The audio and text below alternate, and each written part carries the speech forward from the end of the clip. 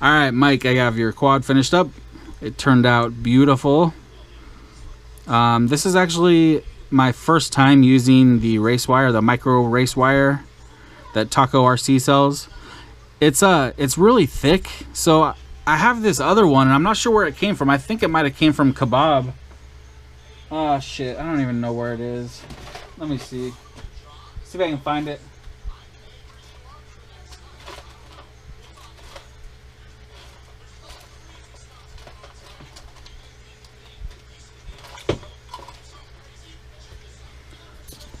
So you can see what I'm doing. I thought I had some in a baggie. This drawer is just full of shit. Oh, here it is. Sweet. Yeah, these ones are way different. I would much prefer the Taco RC ones over these. I mean, look, these are like paper thin compared to these ones that are like 2 or 3 millimeters thick.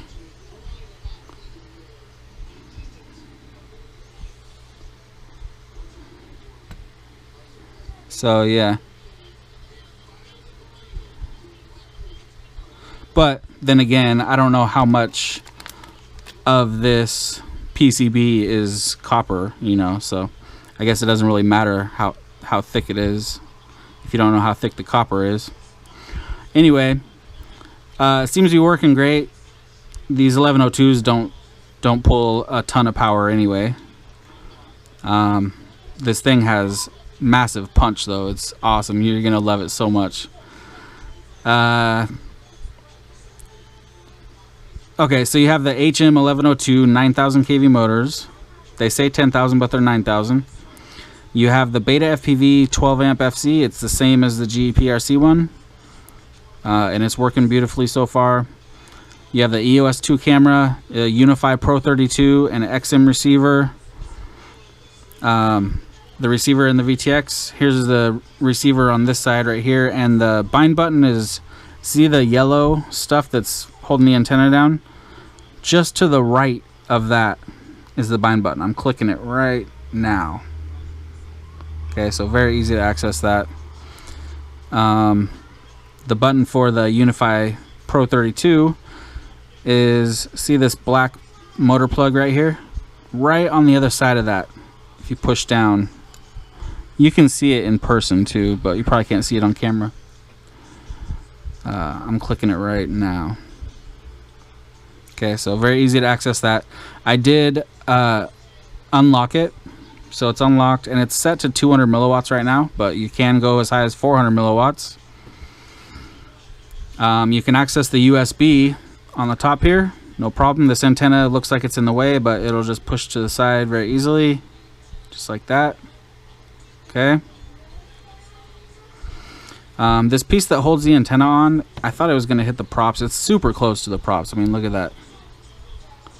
But it's not going to hit it, so don't worry about that. I was thinking about cutting it off, but it's pretty cool though, so I didn't really want to cut it off. Holds the antenna in place. I like this design better than the one that I built for myself, because you got tons more meat on the arms here. You only have these 3 holes and that's it, and then you just got the solid carbon all the way around it, and it has more meat on it than the one that I have. Let me grab it actually.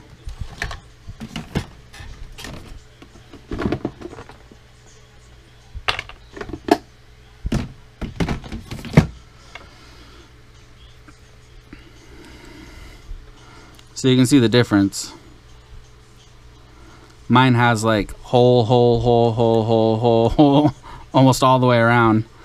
So you would think that it would break pretty easily. And I've heard of people saying that it broke easily like right here, which makes sense, but it is 2 millimeters thick.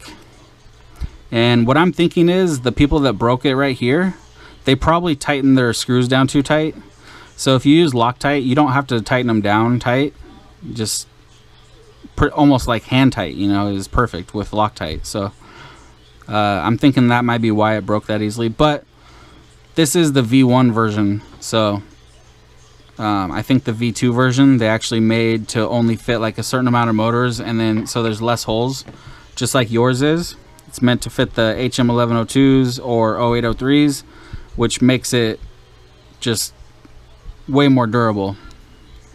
So you're not going to have problems with durability, I don't think. Doesn't seem like it anyway. Those race wires look cool. I like them.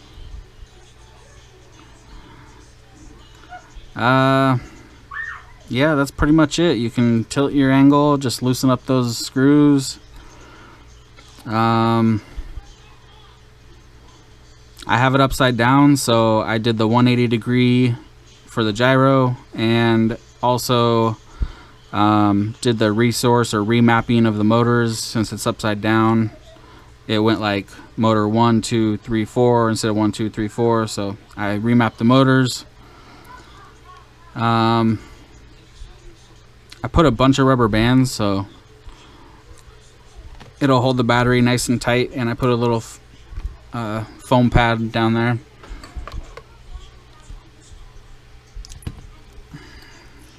I just got done flying this one. This thing is just so fun, man. I had an awesome flight too, and I thought I recorded it, but I had the wrong SD card in, so it didn't record. Damn it. Actually, shit. Let's use this one. I think a 300, anything in between 300 and 450 2S is going to be perfect for this. But you can run 3S if you really wanted to. There wouldn't really be a point, because 2S is going to be more than enough power for you, I'm sure. But like I always say, options, it's always nice to have options, even if you're not going to use them. It's nice just to have the option. Yeah, that's holding the battery on there nice and snug. I wish somebody would design something like this. Let me show you real quick. I have this. This belongs to Maximus FPV bite size frame, and it holds actually this Nanotech 300 very nicely. It presses in there real nice. Actually, I don't know if this one fits. Let me grab this other battery I have too. Yeah, this one fits too. It's really tight though, but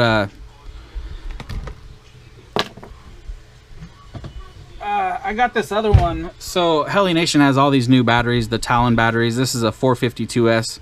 It looks like a tattoo. I'm sure that's probably what it is. It's like, I'm 99% sure it's a tattoo, but I'm wondering if they did any kind of changes to their packs, because I didn't used to be a fan of tattoo just because of the voltage sag that on punch outs and stuff. But you know, that was back when I was using like 1104 at least, or 1106, 1105, 1106, something like that. On big punch outs, the voltage would sag down way too low. So but you know, that shouldn't be an issue with these guys, because they don't suck down the juice like those other quads did. But this is way smaller. This is a 450, but it's much smaller than, where'd that other one, oh, than the Race Day Quad 450. You can see there. It's probably like 2 to 3 millimeters narrower, and maybe 2 millimeters shorter. You can just tell it's smaller. It's much smaller. But this one fits in here perfect. It's nice and snug, but not so tight that you gotta push as hard as you can to get it to go in. But like I was saying before I started rambling, somebody should design something just like this, but this is at an angle, because it's made for the bite size, which on the bite size you put your stack at an angle. But on these frames, the 16 by 16 holes are straight, so if I put this on there, it would be at an angle.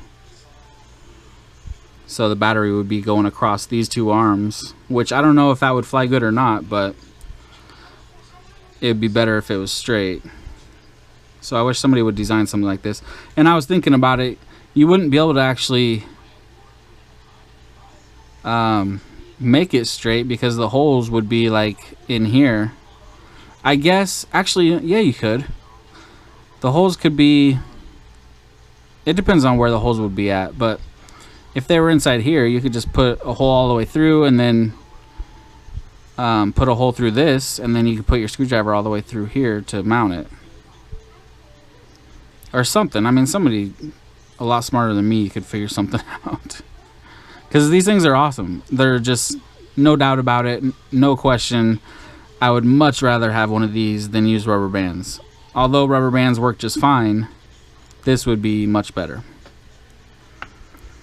So, now that I'm done talking about that, another thing with these, I'm not a fan of this big plastic piece. I know it does help with keeping the balance wires from breaking, you know, from plugging and unplugging and stuff. But it just adds weight, and it's just out there dangling around. It could hit the props or whatever, you know. For our small batteries, for our small quads, we want everything to be small, you know. We want short wires, small. I mean, this balance lead is super tiny, see? But it's like 10 times bigger with this giant black plastic piece on here.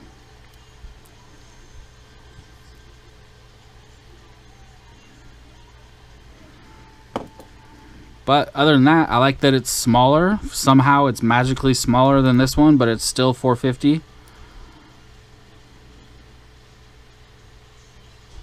Oh, I think it might be longer, actually. Let me see. Yeah, it's a tiny bit longer. That's how they made it smaller. Okay. I already have it bound up to my radio. Sorry, Mike.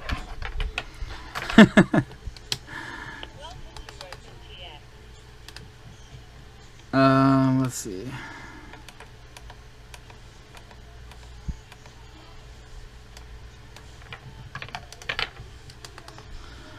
All right.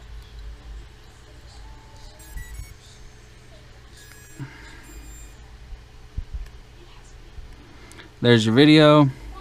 What? Love you. Looks good.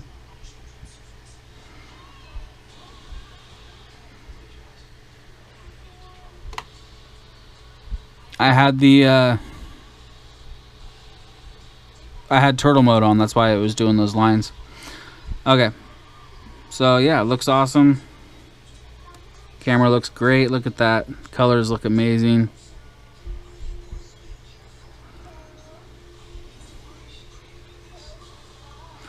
Alright. Let's do a little fly.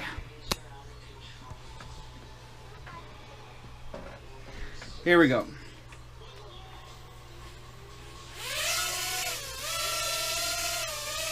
Flying perfect. Look at that.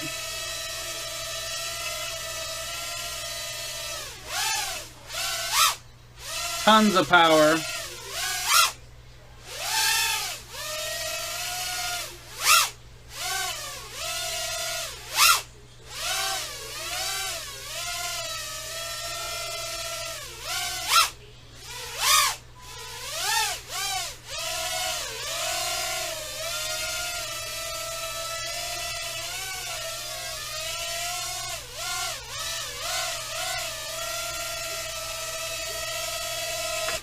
They just have so much power. It's just, that's what I love the most about them, because I'm a big fan of, you know, punch outs and stuff. So if you watch some of my old videos from like a couple of years ago, I used to always, whenever I was reviewing something or showing something, I would always take my quad out back and show a punch out, a line of sight punch out.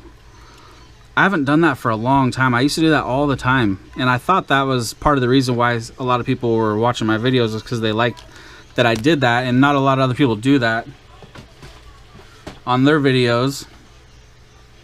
I did a lot of line of sight stuff, you know, and it's actually fun and cool to watch a quad fly line of sight on a video instead of always only seeing the FPV feed, you know. So I might start doing that again. I actually was just thinking about that a few minutes ago when I was flying my toothpick, and my daughter wanted to look in the goggles, so I gave her my goggles while I flew at line of sight a little bit, and it made me think of that when I used to do that. So I'll probably start doing that again, because it's nice to, it's, the other thing too is if I'm showing off like a certain motor or prop or something like that, it's nice to actually see it, you know, in a video, line of sight, punching out or whatever I'm showing, you know. So yeah, this thing turned out great. It's pretty awesome. I hope I covered everything and didn't talk too much about everything but the quad. And I'll send you over tracking as soon as I have it. All right, thanks, Mike.